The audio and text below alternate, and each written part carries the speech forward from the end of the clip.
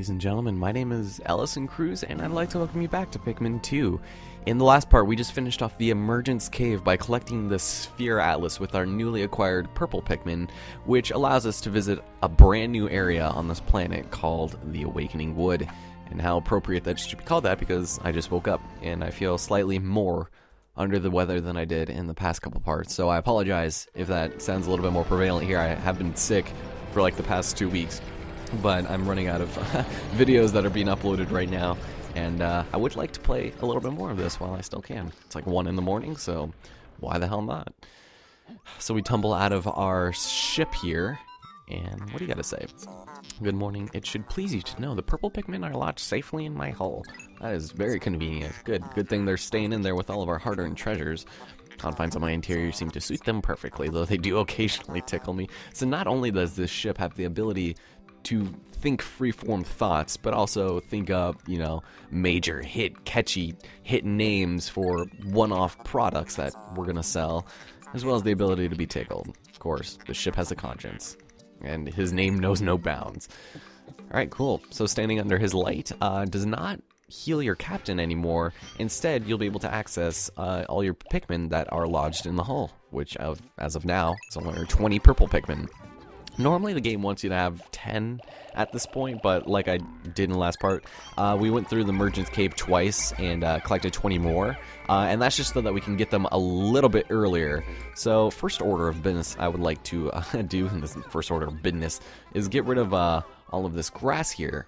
Of course not without getting a nice little cutscene facing the wall. It's like, oh my god, it's a giant rock! Anyways, Alamar instructed you on the peculiarities of the Pikmin. I guess so. I mean, we are kind of one and the same. Alright, so Pikmin form groups based on color when disbanded with C. This is a very important thing. He's going to be telling us that we can switch between colors, and we can basically be Captain Racist, and this is something that is going to be literally second nature to us over the course of this game, switching your Pikmin to throw and swarm and disband. It's all pretty simple business. So I would like to get rid of this grass here because for some reason it is nectar producing. Yeah, don't ask me how that makes sense. But when you give your Pikmin nectar, they have instantaneous puberty. Beautiful. So leaves are the infant stages of Pikmin life. If they have a bud on their head, that's basically adolescence, and they're fully matured once they have a flower. And that is good. Instantaneous puberty is always my favorite type of the day. They're stronger, they're faster, and they're far more effective. So having all leaves, or having all flowers would definitely be, a great addition to our team. And fortunately, you can get as many flowered with one thing of nectar as you can. So with that being said, I think we got them all. That's pretty good. Alright, so here we have some dwarf red bulborbs. Oh, also some sheargrubs. These guys, the white sheargrubs, are females, and they can't actually attack us. So, yeah, that just shows their usefulness. I'm gonna go sprout some more Pikmin while we're here. And over here we can go and do our little switch there and start murdering these guys, just because, well, why the hell not? See, we'll take on this guy head on and just murder him easily. Like, he has not even a single chance. It's insane. Alright, we're gonna go grab this, and we're gonna go start bringing many other things back to base. I'm gonna use the red, we'll be good. When purple Pikmin, or Pikmin of color that don't have onions, bring Pikmin back, they'll actually, just bring it to an onion of a color that needs it most. So, stupid sheargrubs. I hate sheargrubs. They will unbuild, like, your bridges and things, so be a little careful about that. And I think we're pretty much good here. Guess we'll bring back these guys over here. There we go. Just so that we can have a couple more numbers. And with this, our first above-ground treasure in the Awakening Wood also makes a reappearance in Pikmin 3. I think it's actually the first fruit you collect. It's the Sunseed Berry. Delicious strawberry fields forever. But with that, we've collected 10% of the debt. Fantastic. This is only the 4th video, and we've already done that. It's beautiful. Beautiful, beautiful, beautiful. Alright, so I'm gonna go collect these. Why didn't you collect these? Just bring me some of those. Alright, cool. And I think he's actually instructing us on the fact that we now have full capacity of Pikmin on the field. I think I mentioned this in the last part. But you can only have 100 Pikmin on the field at once. Yes, it has ceased malfunctioning. The last of the Pikmin line ends here. Alright, cool. So you can still grow Pikmin inside of the onion. They just won't sprout onto the field. And of course he's saying there's only 95 on the surface. There are wild Pikmin. We will be finding a new kind of Pikmin here. But we cannot actually find it until much later. It's a little unfortunate, but that's alright. So while these guys are doing this, those Pikmin will be stuck in the ground for a while. So let's get started with some other things. We've actually got this very interesting plant here. Definitely going to want to take care of these ultra spicy things right there. And also I'm going to have these guys work on this for the time being. There you go. There's a honey wisp there. You can knock that down and it'll give you nectar, which is really good. I'm going to have Louie wait there. What are you guys doing? Why are you following me? I want you to work on this. You want them to take 10 of these berries back to the ship. They'll typically do that by themselves, which is good. Alright, so go over there. Actually, we'll knock you down just in case. We're going to have some new Pikmin to flower here in a minute. But upon bringing in our first essence of bittersweet berry, or bitter spicy, bittersweet just sounds so much better to say. Although it's not a symphony, but ultra spicy essence. Okay. I don't know why I said bitter spicy. There are bitter berries and ultra spicy berries, so we will be collecting an abundance of both, and they're actually extremely useful. I will be using them pretty, I don't know, a lot actually.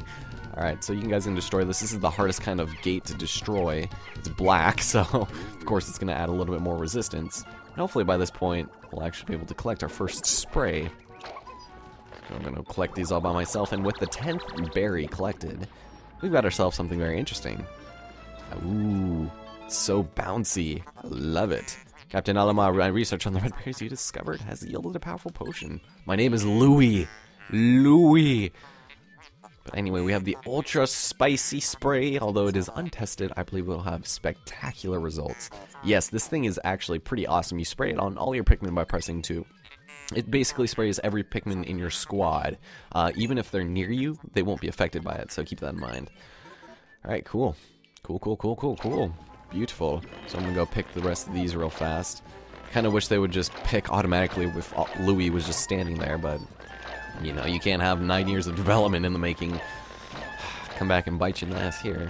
Alright. So we should have 95 total. Hopefully they're pretty much finished with that. Yeah, 35.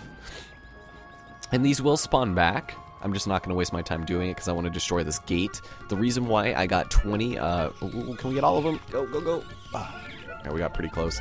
The reason why you basically want to have extra purples is because there is a paper bag over there that needs 200 Pikmin dropped down on it. Even if you had 10 purple Pikmin, which would equate to 100, you would still need 100 more Pikmin, which wouldn't be possible. You'd be short by 15. So just collecting the extra violet candy pop buds makes it very worth it. Oops, thought you guys were done. Never mind. And so that's pretty good for us. Over here we have a cloaking burrow net. You don't see it. He likes being cloaked, but basically this guy's kind of a pain in the ass. He will go and pierce your Pikmin. You want to be a little careful because it can only kill one Pikmin at a time, but once it's got it, it's basically done. So, seems to be a peculiar space here. I wonder what would happen if we threw a purple on it. Well, ladies and gentlemen, we actually got ourselves a creeping chrysanthemum. Despite their high HP and their large nature, they're actually pretty helpless, obviously. Alright, we've still got one red in there, so this is the paper bag. I'm gonna go and throw my purples on here. Whoops. Just pressing. Oh my god. Can you not? Okay, there we go. Sorry, I'm used to Pikmin 3 because I've been playing with the Wiimote on that one. So all we just need is the purples on here, and then we're good. There we go. Another cloaking burrow net we're gonna take care of. So, hey, how's it going, buddy? How's it going? Can I murder you? There we go. It's beautiful. Alright, so over here we've got ourselves a gate that typically they don't want us going to this early, but it's also next to a gate that appears to be shrouded in poison. Astounding, my metal detectors are reacting violently. What could be down below? Apparently a lot of metal. If you find trouble, alright, cool. Okay, thank you. So I guess we can just leave whenever we feel like it. So let's go ahead and here for the white flower garden. You notice those 4 dots there. That indicates what hazards lie ahead. Here we'll have fire and poison.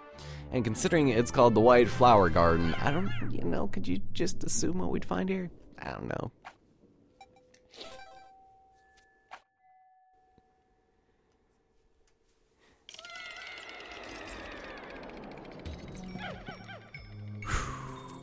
Alright, so here we go, ladies and gentlemen. The first floor of the White Flower Garden. While, like I said, it's not really supposed to be the first dungeon you visit in the Awakening Wood, it is by no means difficult. There you saw a purple sheer grub. Those ones will actually attack you because they are the male species and they're the dominant force to be reckoned with. So, you know, it's not really recommended to swarm these guys like I am right here, because you keep hearing my Pikmin getting bit out of. But, you know, that works. So this first floor is actually really easy. Here we can collect, I forgot what this is called. I know in the PAL version this is actually the nutrient silo, which is something we don't see until the very last level of the game in the US version. But they're going to be sending that. I guess we'll bring back the dead carcasses of these things. For some reason my D-pad is not working. As you can tell, it just randomly zooms out. That's because when you press down on the D-pad, it swarms enemies, but yeah, whatever. You guys wait there, and we continue onwards. I'm gonna wait over here, next to the exit. I'm gonna wait in the car, Mom. So here is Kiwi's shoe polish, shines, nourishes, and protects. Cordovan, an alien billboard. Yeah, I guess that kind of would look like a weird alien billboard, I guess. Or just something you'd see in Portland.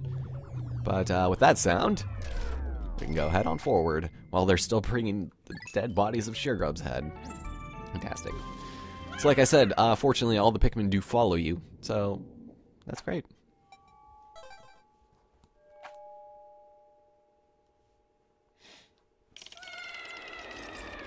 Sub-level 2.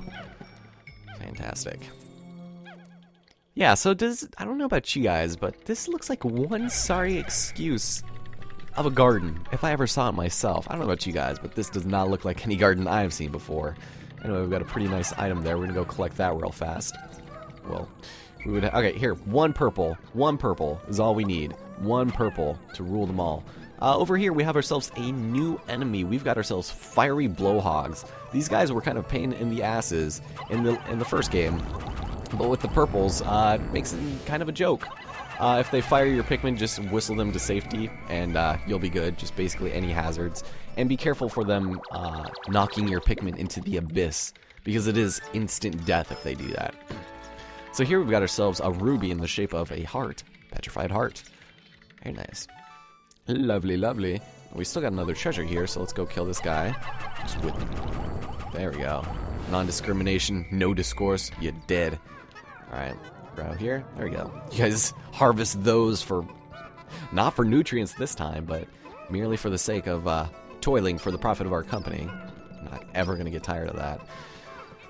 Alright, fantastic stuff. The White Flower Garden and the Hole of Beasts, which is the area the game intends you to go to first, they both have 5 sub-levels, so they are a little bit longer than the Emergence Cave. But that doesn't mean that they're very long. I do think these are the last enemies we'll be seeing aside from the boss on the sub-level, on the final sub-level. We have the Drought Ender. And we're pretty much good to go. So let's go head down in here with the collection of our final treasure. Drop down to sub-level 3 already. Man, we are just flying.